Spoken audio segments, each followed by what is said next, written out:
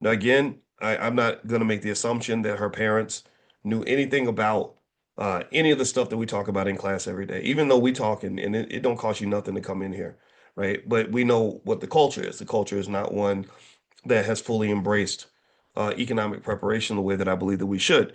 But I want you to just really pay attention and notice how um how stressed out and miserable this poor lady is. And I want you to imagine your 3-year old, your 7-year old, your 12-year old, 10, 15, 20 years from now with no financial security, with 2 or 3 kids, with no help for the kids, because things happen, right? We forget that sex creates children. We think sex is independent from children. So I wasn't having a baby, I was just having sex. No, you were having a baby. You just didn't know that, right? Whatever, right? Not judging. It is what it is, right?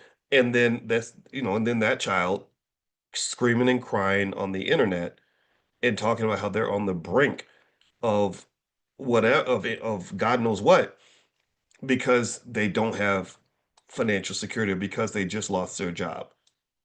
And the colonialist aspect of it pretty much says that we can only feel safe, we can only feel happy, we can only feel whole, we can only feel good when the white man allows it.